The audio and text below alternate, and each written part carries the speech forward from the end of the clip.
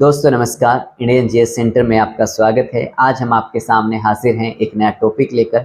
Topic का नाम है गोवा में यूनिफॉर्म सिविल कोड। गोवा अपने आप में एकमात्र भारत का ऐसा राज्य है जहां पर यूनिफॉर्म सिविल कोड प्रचलित है और गोवा के यूनिफॉर्म सिविल कोड को गोवा परिवार कानून के नाम से भी जाना जाता है।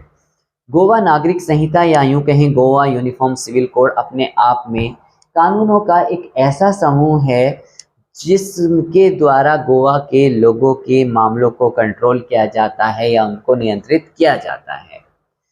जब देश के अंदर महात्मा गांधी का जन्म हुआ था यानी 1869 में, उस वक्त गोवा पुर्तगाल के गुलाम था और तभी गोवा के अंदर गोवा यूनिफॉर्म सिविल कोड को लाया गया था। गोवा नागरिक संहिता अपने आप में एक तरह से पुर्तगाली कानूनी व्यवस्था का भारतीय संस्करण है, जिसके जो बिंदु हैं बहुत ज़्यादा महत्वपूर्ण है, जिनको समझना चाहिए क्योंकि ये इंटरेस्टिंग भी बहुत ज़्यादा है।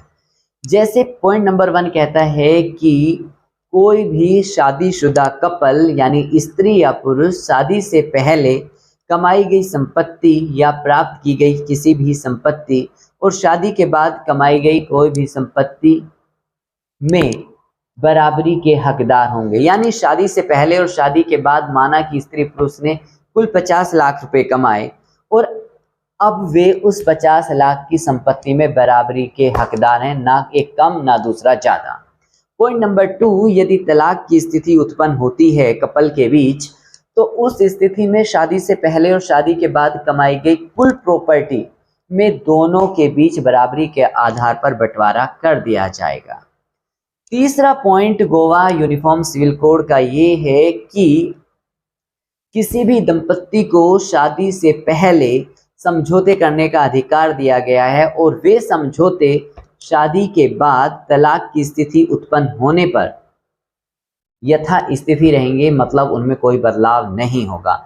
यानी अगर शादी से पहले किसी भी कपल ने ये आपस में समझौता कर लिया कि हम शादी से पहले या शादी के बाद कमाई गई किसी संपत्ति में बराबरी के आधार पर या किसी रेशो के आधार पर बंटवारा करेंगे या शादी से पहले कोई संपत्ति कमाई गई है तो उसमें से कुछ नहीं देंगे, तो ऐसे समझौतों को पूरी मान्यता मिलेगी और शादी के बाद उन समझौतों में किसी भी प्रकार की तब्दीली नहीं हो सकती।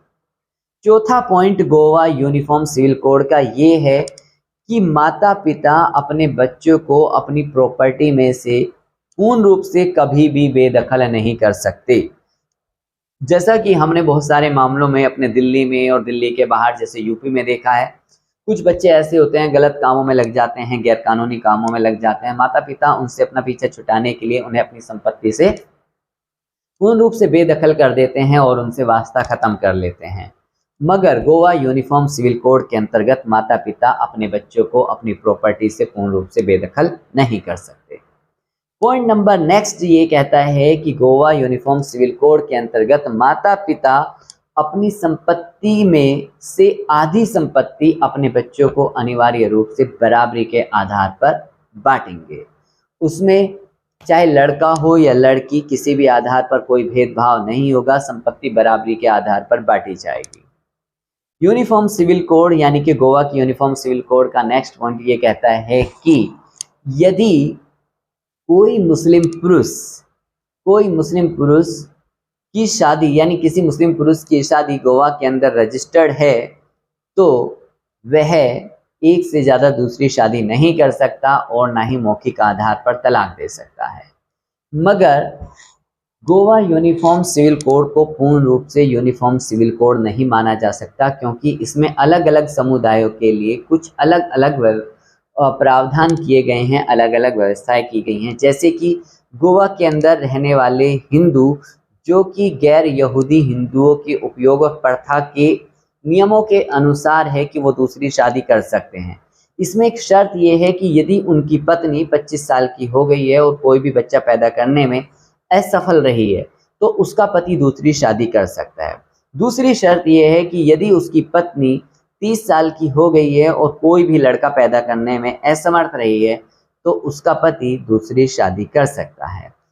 दूसरा जो नियम है इसका, जिस आधार पर गोवा सिविल कोड को पूर्ण रूप से सिविल कोड नहीं माना जा सकता, यूनिफॉर्म सिविल कोड नहीं माना जा सकता वो ये है कि जो रोमन कैथोलिक लोग हैं वो सिविल रजिस्ट्रार के पास जाकर चर्च में शादी कर सकते हैं और इस नागरिक संहिता के अंदर तलाक के नियमों से बच सकते हैं, जबकि दूसरे समुदायों के लिए शादी का प्रमाण पत्र सिर्फ और सिर्फ मैरिज रजिस्ट्रेशन ही है। तीसरी बात यह है कि इसमें जो हिंदू लोग होंगे वो अपनी पत्नी के होते हुए दूसरी शादी तभी कर सकते हैं जब उनकी पहली पत्नी कैरेक्टर लेस हो, व्यभिचारी हो, शराब दारू नशा करती हो और दूसरे लोगों के साथ उसके नाजायज संबंध हो। इस केस में उसका पति जो हिंदू है वो दूसरी शादी कर सकता है। तीसरा पॉइंट ये है गोवा नागरिक संहिता में जिसके आधार पर हम कह सकते हैं कि इसको पूर्ण रूप से यूनिफॉर्म सिविल कोड नहीं माना जा सकता, क्योंकि गोद लिए गए बच्चे और नाजायज बच्चे के जो अधिकार हैं, जो उसको सुविधाएं मिलनी हैं वो अलग अलग हैं और इसको लेकर नियम कानून कायदे अलग हैं। तो ये अपने आप में एक इंटरेस्टिंग थ्योरी थी कि गोवा अपने आप में भारत का एक ऐसा राज्य है जहाँ यूनिफॉर्म सिविल कोड है, मगर वो पूर्ण रूप से यूनिफॉर्म सिविल कोड को संचालित नहीं करता और ना ही वो पूर्ण रूप से यूनिफॉर्म सिविल कोड है, मगर फिर भी एक तरह से शादी और विवाह के मामले में वो सही नियम कानूनों का पालन करता है। और इस तरह के नियम पूर्ण रूप से अगर भारत में होते हैं तो ये अच्छे हैं, कोई दिक्कत नहीं है। आज की वीडियो में बस इतना ही। अगर अच्छी लगी हो तो लाइक शेयर एंड सब्सक्राइब करें और अपनी राय कमेंट बॉक्स में ज़रूर बताएं। शुक्रिया।